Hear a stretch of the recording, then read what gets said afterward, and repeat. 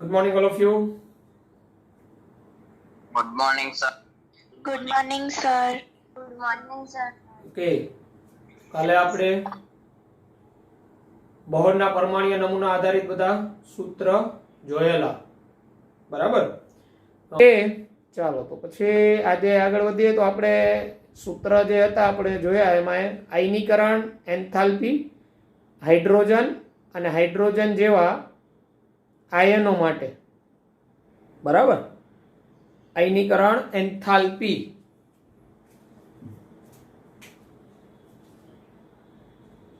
આયનીકરણ, enthalpy,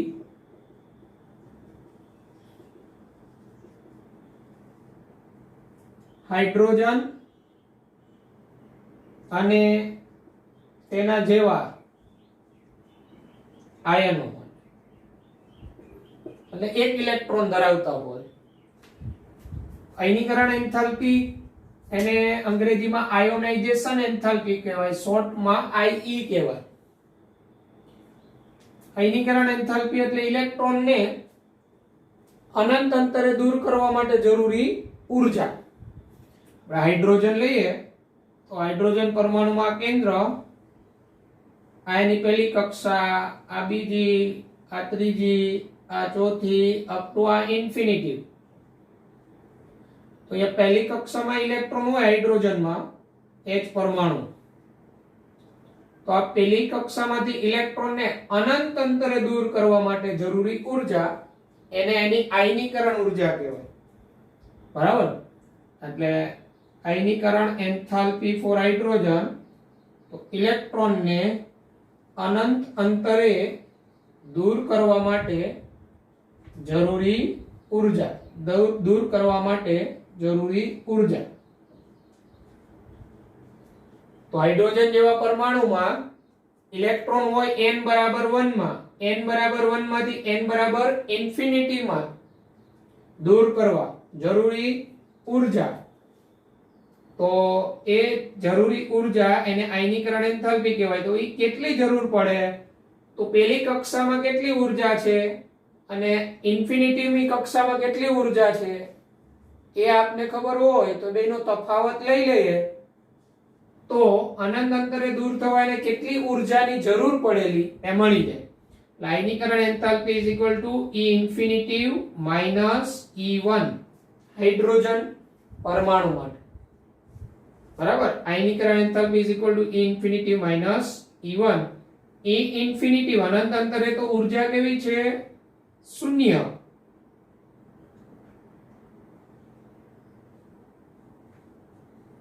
આમ આયનીકરણ enthalpy of hydrogen is equal to minus E1, બરાબર? એટલે એની પ્રથમ કક્ષાની જે ઉર્જા હોય, બરાબર, એ જ એની આયનીકરણ એન્થાલ્પી થાય. એટલે કેટલી ઉર્જા ઇલેક્ટ્રોનને અનંત અંતરે દૂર કરવા માટે જરૂર પડે. અને હાઇડ્રોજન જેવા કેટલા ઇલેક્ટ્રોન ધરાવતા આયનો માટે અથવા H પરમાણુ જેવા આયનો માટે આયનીકરણ એન્થાલ્પી, હાઇડ્રોજન જેવા પરમાણુ કે આયનો માટે આયનીકરણ એન્થાલ્પી, તો એ આયનીકરણ એન્થાલ્પી એની Z² ઇન્ટુ આયનીકરણ એન્થાલ્પી ઓફ હાઇડ્રોજન. આયનીકરણ એન્થાલ્પી હાઇડ્રોજનની જે હોય ઇન્ટુ Z². જેમ કે Li2+ માટે આયનીકરણ એન્થાલ્પી, તો હાઇડ્રોજન ની જે આયનીકરણ એન્થાલ્પી ઇન્ટુ Z². તો લિથિયમ નો પરમાણુ ક્રમાંક 3 છે, તો Z² એટલે 3 નો વર્ગ. આયનીકરણ એન્થાલ્પી ઓફ હાઇડ્રોજન ઇન્ટુ 9. એટલે Li2+ માં જે ઇલેક્ટ્રોન હોય પ્રથમ કક્ષામાં એમાંથી અનંત અંતરે દૂર કરવા માટે જરૂરી ઉર્જા, તો હાઇડ્રોજન પરમાણુમાંથી જેટલી જરૂર પડે એના કરતા 9 ગણી વધારે જરૂર પડે Li2+ માંથી. આવી જ રીતના આપણે એમ કે Be3+ માટે, તો Be3+ માટે તો બેરિલિયમ માટે Z બરાબર શું હોય? 4 હોય. આયનીકરણ એન્થાલ્પી Be3+ આયનીકરણ enthalpy of hydrogen into Z2 એટલે બેરિલિયમ નો પરમાણુ ક્રમાંક 4 4 સ્ક્વેર એટલે આયનીકરણ એન્થાલ્પી ઓફ હાઇડ્રોજન ઇન્ટુ 16. એમાં હાઇડ્રોજનની આયનીકરણ એન્થાલ્પી 2.18 ગુણ્યા 10 ની -18 ઘાત જૂલ થાય પ્રતિ પરમાણુ જૂલ એકમમાં. ઇલેક્ટ્રોવોલ્ટ એકમમાં 13.6 ઇલેક્ટ્રોવોલ્ટ થાય. બરાબર, કારણ કે એની પ્રથમ કક્ષાની જે ઊર્જા તો એ પ્રથમ કક્ષાની ઊર્જા એટલે 2.18 ગુણ્યા 10 ની -18 છે માન્ય કક્ષામાં ઊર્જાના સૂત્ર મુજબ.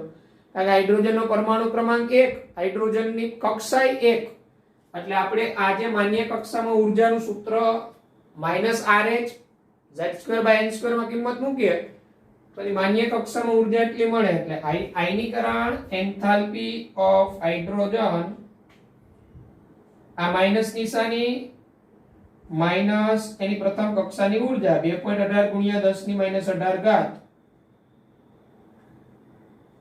જૂલ પ્રતિ એટમ અને માઈનસ માઈનસ કેવો થઈ જાય પ્લસ એટલે હાઇડ્રોજનની આયનીકરણ એન્થાલ્પી 2.18 ગુણ્યા 10 ની -18 જૂલ પ્રતિ એટમ આ રીતના થાય.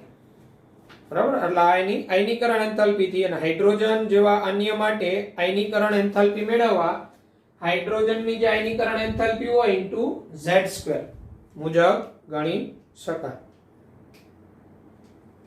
ઓકે, તો આ રીતે આપણે આયનીકરણ એન્થાલ્પી ગણવાની કોઈની કે તો એ આવડવી જોઈએ. ઓકે, ચાલો સ્ક્રીનશોટ લઈ લો.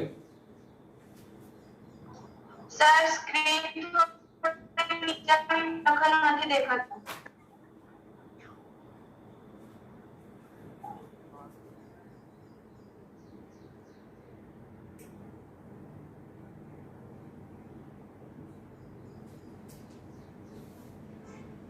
હવે દેખાતું હોય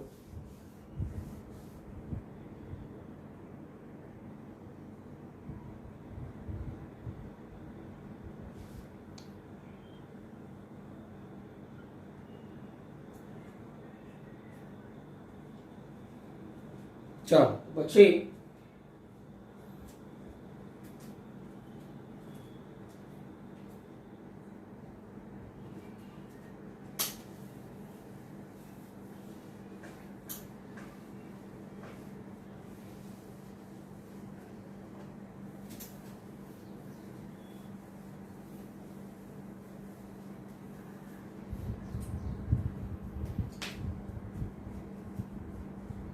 ત્યારબાદ આપણે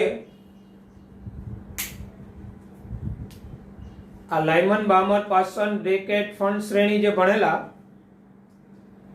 એમાં ઇલેક્ટ્રોનનું સંક્રમણ ઊંચા સ્તરમાંથી નીચા સ્તરમાં થાય ત્યારે કેટલી રેખાઓ ઉત્સર્જિત થાય.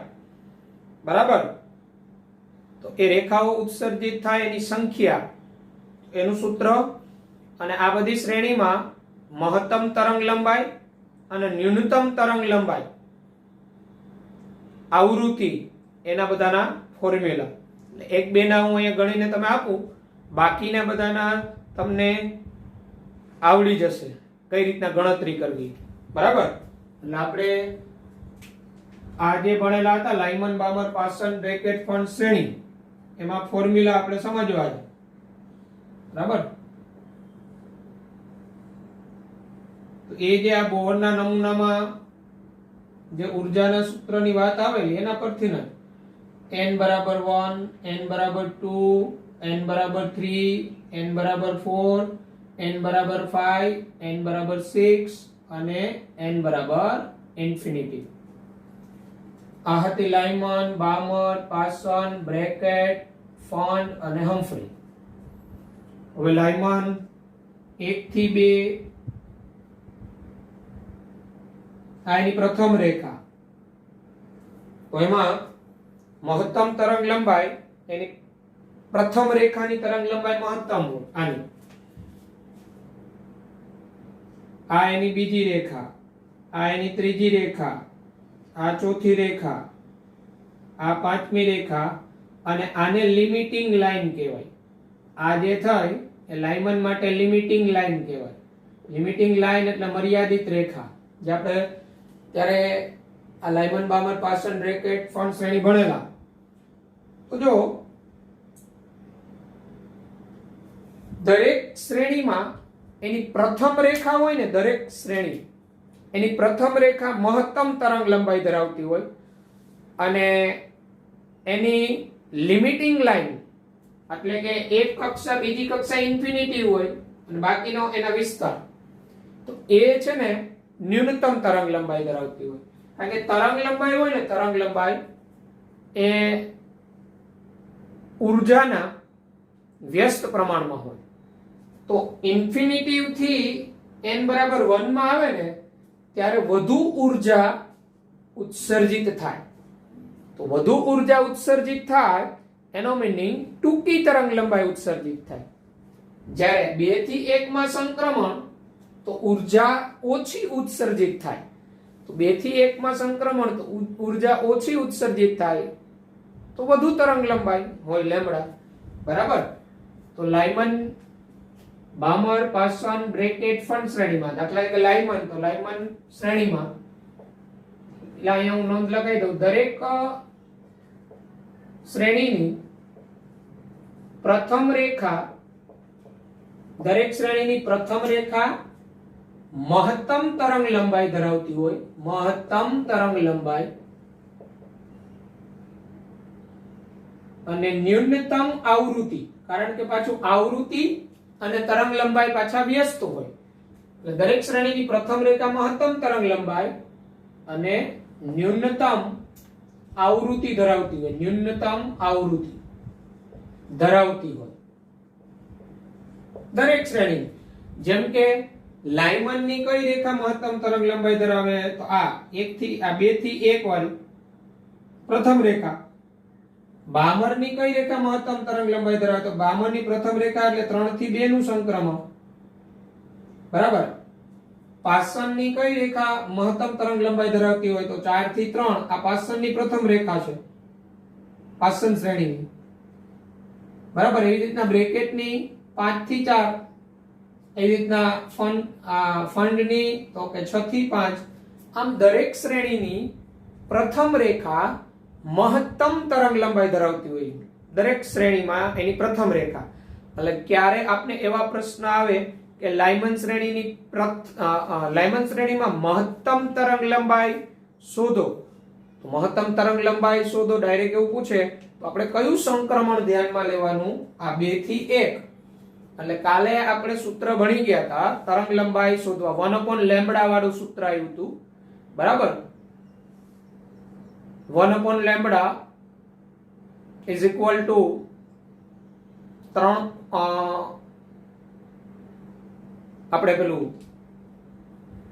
3.15 ભાગ્યા c કરેલું હતું. બરાબર. એટલે આવૃત્તિ મેળવો તોય ચાલે. μ બરાબર 3.15 ગુણ્યા 10 ની 15 ઘાત કૌંસમાં હતું 1/ni² માઈનસ 1/nf². અને હાઇડ્રોજન હોય તો Z1 લઈ લેવાનો, એના જેવા હોય તો Z² માં કિંમત મૂકવાની. તો 1/ni² માઈનસ 1/nf² માં તો ni તમારો 1 આવે, nf તમારો 2 આવે. તો ઈ આવૃત્તિ મળી જાય. એ આવૃત્તિ પછી તમે c/λ પરથી તરંગ લંબાઈ મેળવી શકો. બરાબર. એટલે જે તેની મહત્તમ તરંગ લંબાઈ એટલે પ્રથમ રેખા, ન્યૂનતમ આવૃત્તિ પૂછે તો જે રેખાની તરંગ લંબાઈ મહત્તમ હોય એની આવૃત્તિ સૌથી ન્યૂનતમ હોય. એટલે દરેકની પ્રથમ રેખા ન્યૂનતમ આવૃત્તિ ધરાવતી હોય. જ્યારે દરેક શ્રેણીની મર્યાદિત રેખા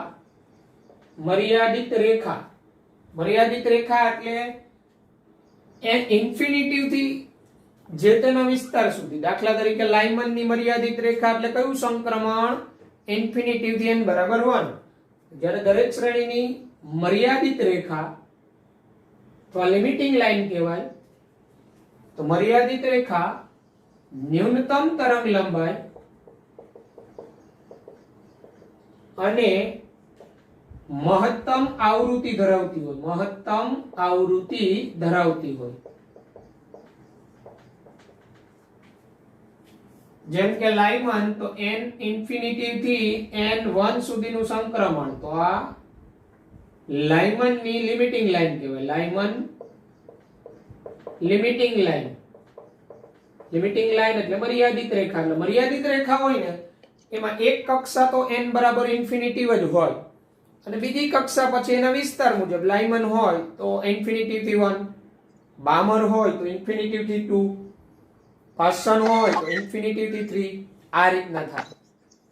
ઓકે, એટલે આ ખાસ આપણે જ્યારે એવા પ્રશ્ન પૂછે છે. દરેકનું મહત્તમ તરંગ લંબાઈ અને મહત્તમ આવૃત્તિ કે ન્યૂનતમ આવૃત્તિનું ડાયરેક્ટ ફોર્મ્યુલા બની જાય. આપણે જેમ કે લાઇમન માટે બનાવીએ કે લાઇમનની મહત્તમ તરંગ લંબાઈ નું સૂત્ર. તો લાઇમનની મહત્તમ તરંગ લંબાઈનું સૂત્ર આપણે આપવું હોય તો આ રીતે આપી શકીએ. લાઇમન ની મહત્તમ તરંગ લંબાઈ એટલે સંક્રમણ એનું થાય એમાં ni બરાબર 1 લેવાનું અને nf બરાબર 2 લેવાનું. તો આપણે એનું સૂત્ર બનાવવું હોય તો અહીંયા બનાવી શકીએ. જો આપણે 1/λ બરાબર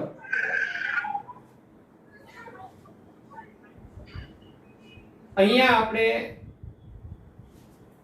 સૂત્ર મૂકતા હતા 1/λ મ્યુ બરાબર 3.15 ગુણાકારમાં 10 ની -15 ઘાત પ્લસ 15 ઘાત સેકન્ડ એ સૂત્ર આપણે આવેલું બરાબર. અને એને આપણે એ જે અહીંયા મ્યુ બરાબર આવેલું એટલે આપણે આ c/λ મૂકતા હતા એટલે 3.15 ગુણ્યા 10 ની 15 ભાગ્યા આપણે c પ્રકાશનો વેગ કરતા હતા એ જે મૂલ્ય હતું ને એને આપણે રીડબર્ગ અચળાંક કહેતા હતા. r રીડબર્ગ અચળાંક આપણે કહેતા હતા r. એટલે r બરાબર 1/ni² - 1/nf². હાઇડ્રોજન પરમાણુ માટે હોય તો અહીંયા z બરાબર 1 લેવાઈ જાય, અન્ય હોય તો z² લેવો પડે, પરમાણુ ક્રમાંક મૂકવો પડે. હવે આ સૂત્રમાં તમે અહીંયા જો 1/λ આ r 1/ni², ni એટલે 1 તો 1/1² 1 નો વર્ગ તો 1 જ થાય માઈનસ 1/nf² એટલે 2 નો વર્ગ, 2 નો વર્ગ 4 થાય. આ 4 અહીંયા આપણે બેયનો છેદ એક સરખો લઈ લઈએ 4 લસા તો 4 અહીંયા ગુણાકાર થાય 4 - 1 એટલે 3. આ 3/4 વેલ્યુ થઈ ગઈ બરાબર. તો 1/λ r કૌંસમાં 3/4. હવે આપણે તો લેમ્બડા જોઈએ અને ઉલટાવી નાખીએ તો લેમ્બડા બરાબર શું થઈ જાય 4r/3. આમ લેમ્બડા મેક્સિમમ બરાબર 4r/3. તો આ મહત્તમ તરંગ લંબાઈનું સૂત્ર આવે લાઇમન શ્રેણી માટે. ડાયરેક્ટ ફોર્મ્યુલા લેમ્બડા મેક્સિમમ બરાબર 4r/3. r બરાબર રીડબર્ગ અચળાંક અને એનું મૂલ્ય 109,737 સેન્ટીમીટર ઇન્વર્સમાં r નું મૂલ્ય r બરાબર 109,737 સેન્ટીમીટર ઇન્વર્સમાં લઈ લેવાનું r. આમાં r ની કિંમત મૂકી દો તો તમને એમ પૂછેલું હોય કે લાઇમન શ્રેણીમાં મહત્તમ તરંગ લંબાઈ કેટલી હોય તો મહત્તમ તરંગ લંબાઈનું લાઇમનમાં લેમ્બડા મેક્સિમમ બરાબર 4r/3 આ સૂત્ર થાય. જ્યાં r બરાબર રીડબર્ગ અચળાંક 109,737 સેન્ટીમીટર ઇન્વર્સ એનું મૂલ્ય થાય. એ કઈ રીતના આવે તો એ પણ આપને ખબર છે.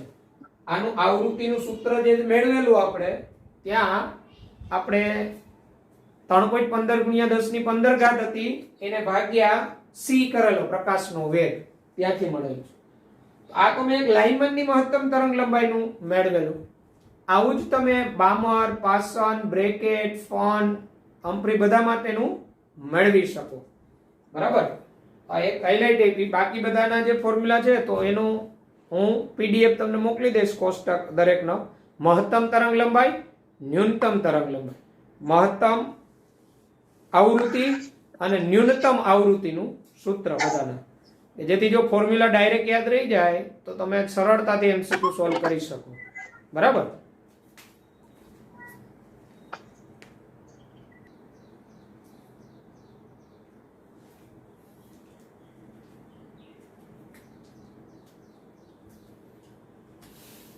ચાલો પછી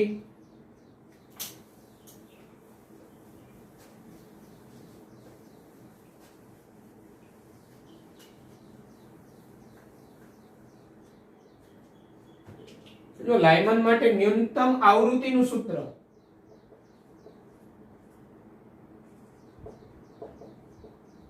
ન્યૂનતમ આવૃત્તિ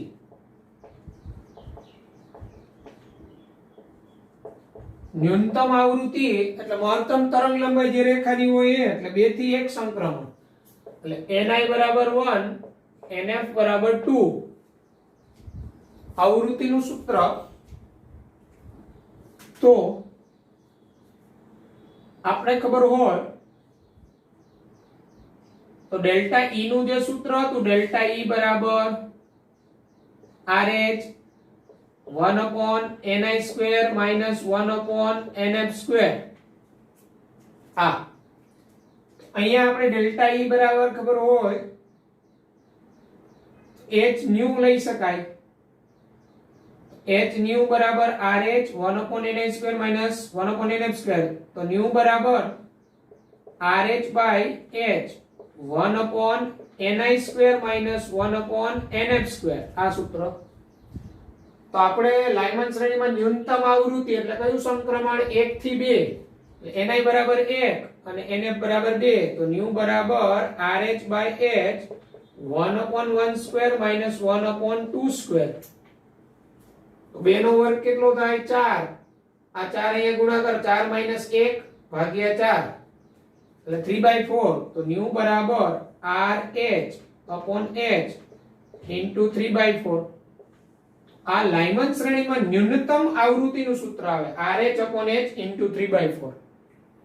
આ RH નું મૂલ્ય એટલે આપણે જે આગળ જોઈ ગયા એ જ 2.18 ગુણાકારમાં 10 ની માઈનસ 18 ઘાત જૂલ, અને h એટલે પ્લાન્ક અચળાંક જેનું મૂલ્ય પણ આપને ખબર છે 6.626 ગુણાકારમાં 10 ની minus 34 joule into second.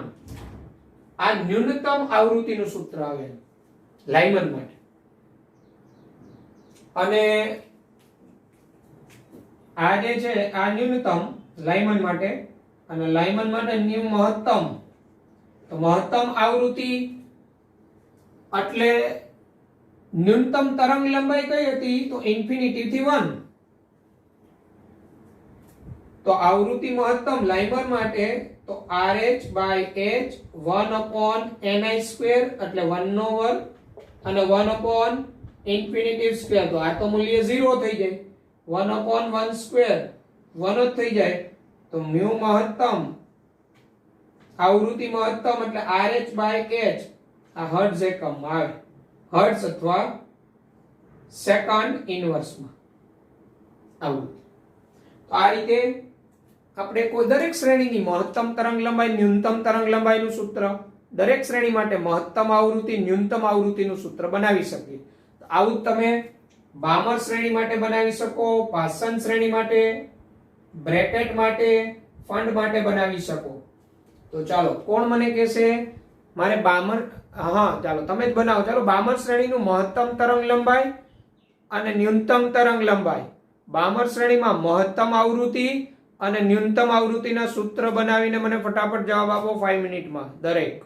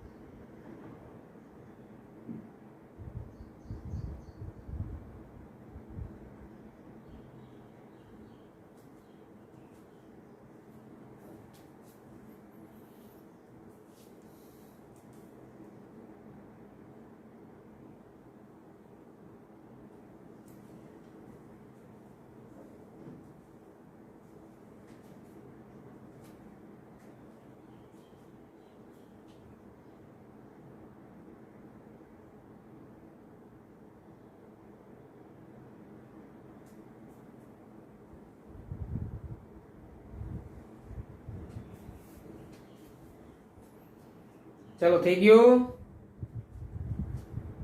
Sir તરંગ લંબાઈનું થઈ ગયું, આવૃત્તિનો બાકી છે. મહત્તમ ને ન્યૂનતમ બે આવી ગયા. હા સર. હા સર. ચલો બોલો જી, બામરમાં મહત્તમ તરંગ લંબાઈનું સૂત્ર. Lambda is equal two r into 36/5. r into r છેદમાં આવશે કે r ઉપર રહેશે? ઉપર. r ઉપર રહેશે. લેમ્બડા મેક્સિમમ માં હા સર. r ઉપર નહીં રે. 36/5 r આવે મહત્તમ તરંગ લંબાઈ. 36/5 r આવે અને ન્યૂનતમ તરંગ લંબાઈ 4/r આવે. હા સર. r બધામાં છેદમાં જ આવશે, એ ધ્યાન રાખજો. કારણ કે આપણે 1 લેમ્બડા છે ને, એમાં લેમ્બડાને ઉપર લઈ જઈએ એટલે r જે એ છેદમાં આવી જાય. ઓકે, ચલો આવૃત્તિનું મેળવો ફટાફટ. આવૃત્તિનું મળી ગયું કોઈને? સર થઈ ગયું. શું બન્યું આવૃત્તિ? RH/H into 5/6 wrong. આવૃત્તિ ઓકે, એ મિનિમમ આવૃત્તિનું આવ્યું કે મેક્સિમમ?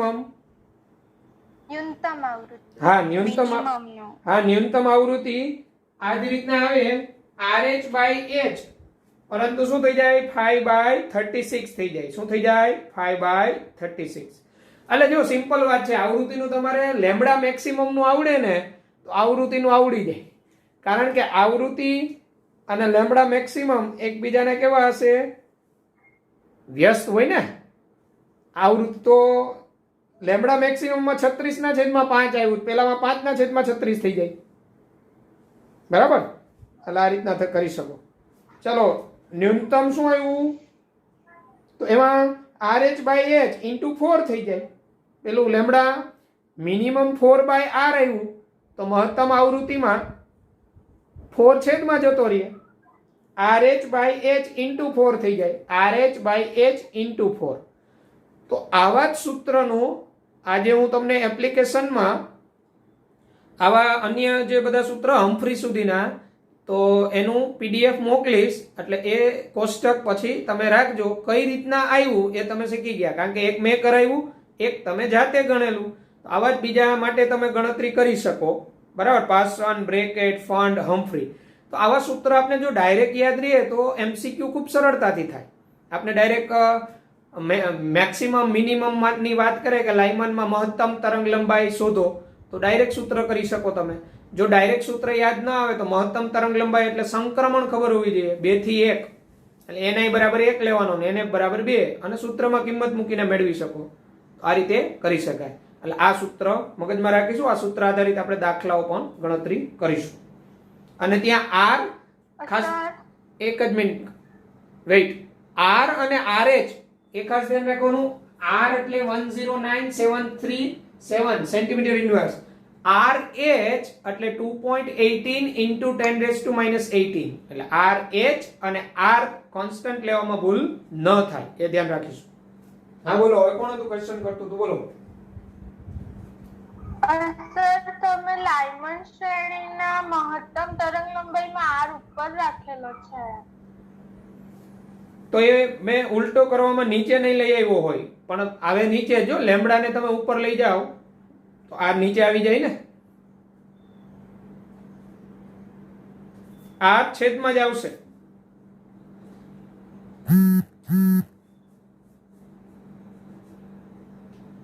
લાઇમનમાં r છેદમાં જ આવશે. આવી રીતના મેં લખેલું હશે 1 લેમ્બડા r 1/ni² - 1/nf². આનું સાદુરૂપ બનાવ્યું, આને ઉપર લઈ ગયા તો આ r છેદમાં જ આવે ને. એ ત્યાં ઇનકેસ લખેલો હશે તો બાય મિસ્ટેક થી રહી ગયેલું હશે લખવામાં. પણ મેં જે કહેતો હતો એ બરાબર. આને તમે ઉપર લઈ જાઓ તો r છેદમાં જ આવે ને. એટલે જો ત્યાં ઉપર રહી ગયું હોય તો દૂર કરી છેદમાં લઈ લેજો. ઓકે, ચાલો પછી જો પછી એક સૂત્ર કેવું કે આ ઉપરની કોઈ પણ કક્ષામાંથી ઇલેક્ટ્રોન, ઉપરની કોઈ પણ કક્ષામાંથી ઇલેક્ટ્રોન આમાં નીચેની કક્ષામાં આવે સંક્રમણ કરીને તો ટોટલ કેટલી રેખાઓ ઉત્સર્જિત થાય, તો ઉત્સર્જિત થતી રેખાઓની સંખ્યા એ શોધવાનું ફોર્મ્યુલા. બરાબર, ઉત્સર્જિત રેખાઓની સંખ્યા. કોઈ પણ ઊંચા સ્તરમાંથી નીચા ઉર્જા સ્તરમાં ઇલેક્ટ્રોન આવે કૂદકો લગાવીને, જમ્પ લગાવી, ત્યારે કેટલી રેખાઓ ઉત્સર્જિત થાય, તો એ ઉત્સર્જિત રેખાઓની સંખ્યા, બરાબર, એ શોધવાનું સૂત્ર.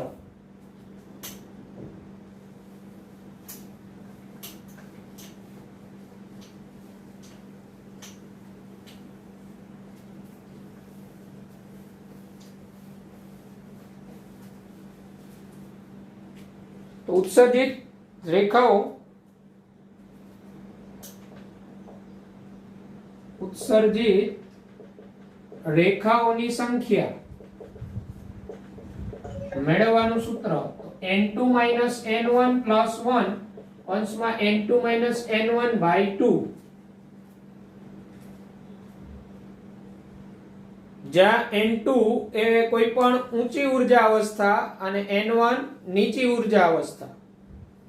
એટલે તમને એમ કે ઇલેક્ટ્રોન પાંચમી કક્ષામાંથી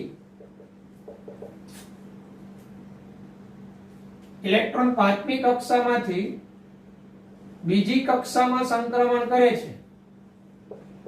બીજી કક્ષામાં સંક્રમણ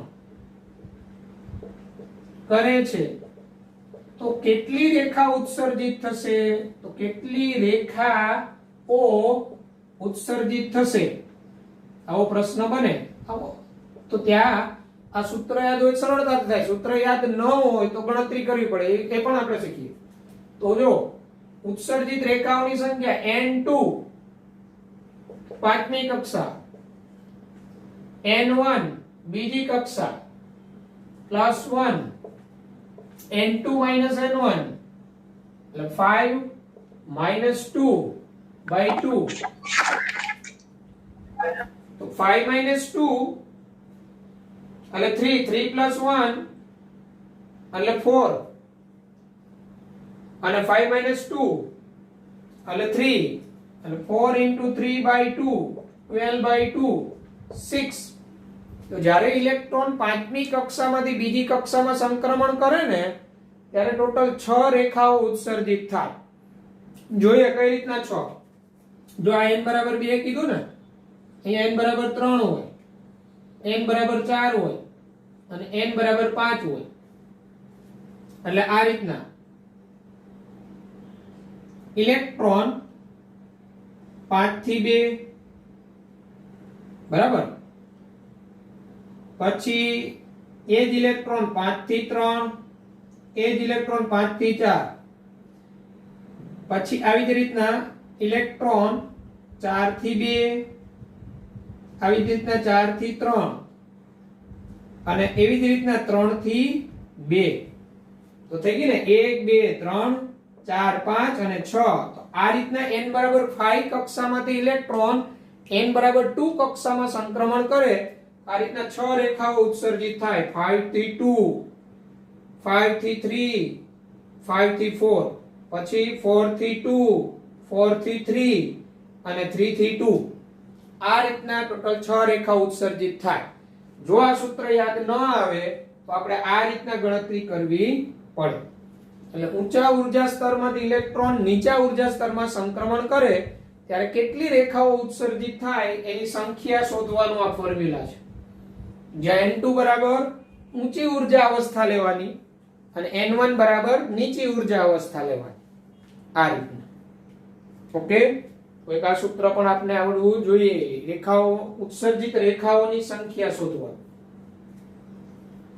તો આજના લેક્ચરમાં આપણે અહીંયા સુધી રાખીએ, પછી આગળ વધીશું. અને એ લેક્ચરમાં આપણે હવે આ બધા સૂત્ર જે જોયા બોરના નમૂના આધારિત, બધા એક કક્ષામાંથી બીજી કક્ષામાં સંક્રમણ, ઉર્જાનો તફાવત, તરંગ લંબાઈ, આવૃત્તિ, તરંગ સંખ્યા, આ બધા ગણવાના આ સૂત્ર આધારિત આપણે દાખલાઓની વાત કરીશું. એટલે કાલે પણ પાછો ફરીથી કહું છું, સૂત્ર વ્યવસ્થિત કરી નાખવાના તો જ દાખલા આવડશે. અને આ સૂત્ર આધારિત દાખલાઓ વેરી મોસ્ટ ઇમ્પોર્ટન્ટ છે નીટમાં. બરાબર સર